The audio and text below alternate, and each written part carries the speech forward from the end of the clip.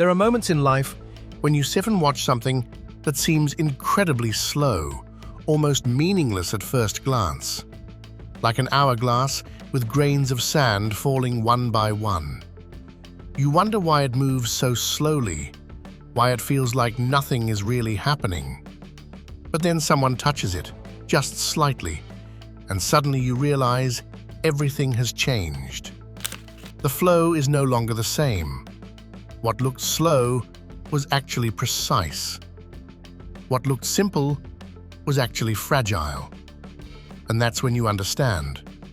Its power was never in speed. It was in control. Football, especially the World Cup, is not supposed to be a place where that kind of control exists. It is chaos, emotion, unpredictability. It is the one stage where even the best teams can fall to a single moment, a single mistake, a single piece of randomness that rewrites everything. World Cups are not designed for perfection. They are designed for survival. And yet, in the summer of 2010 in South Africa, Spain arrived as something completely different. They didn't come to survive chaos, they came to remove it. But what made it even more remarkable was not just the idea, it was the people inside it. Because systems don't play football, players do. And Spain had a generation that didn't just fit the system, they understood it. At the back stood Iker Casillas, not just a goalkeeper, but a presence, calm, composed, almost invisible until the moment he had to become everything. In front of him, the partnership of Carles Puyol and Gerard Piqué brought balance between instinct and intelligence. Puyol was raw emotion, a warrior who defended like every action mattered. Piqué was the opposite, elegant, composed, reading the game like a puzzle before it unfolded. On the flanks, Joan Capdevila and Sergio Ramos completed the defensive structure. But they were not traditional defenders. Capdevila moved quietly, almost unnoticed, but always in the right space. Ramos, on the other side, was energy and ambition, constantly pushing forward, stretching the field, forcing opponents to retreat. And yet, no matter how far they moved, the structure never broke. In midfield, the heart of everything, Spain had something close to perfection. Xabi Alonso offered control from deeper areas, his passing long or short, always purposeful, always calm under pressure. Sergio Busquets, often overlooked, was the glue, positioning himself in spaces that allowed others to breathe, to move, to create. And then there was Xavi. Not the fastest, not the strongest, but perhaps the most important. He didn't just play the game, he decided how the game would be played. Further forward, Andres Iniesta was no longer just a midfielder. He was pushed higher, operating almost as a wide forward, drifting inside, linking everything together. Pedro brought movement, intelligence, and constant runs that opened space. And leading the line, David Villa, clinical, decisive, a striker who didn't need many chances because he understood that in this system, chances would always come eventually. This wasn't just a team, it was a structure that breathed. And still, the World Cup didn't care. In their very first match, Spain lost, 0-1 against Switzerland. A shock that echoed across the tournament. Spain dominated possession, controlled the tempo, did everything their system demanded, and still lost. It was the kind of result that destroys belief, the kind of moment that makes teams question everything. But Spain didn't. They didn't panic. They didn't abandon their identity. They didn't suddenly become more direct, more chaotic, more practical.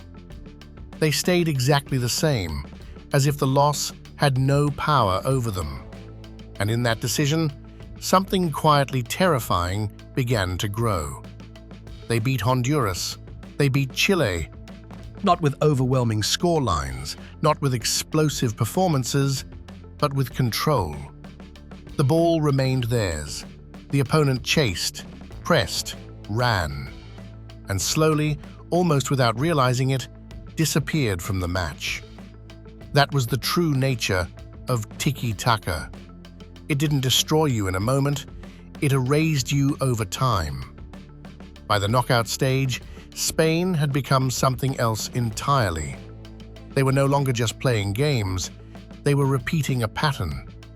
1-0 against Portugal, 1-0 against Paraguay, 1-0 against Germany. 3 different opponents, 3 identical outcomes. Not dominance in numbers, but dominance in reality. Against Germany, a team full of speed and directness, Spain did something even more striking. They didn't try to match them. They didn't try to outrun them. They simply took the ball and never gave it back. Germany didn't play badly. They just didn't play. Because without the ball, football doesn't exist.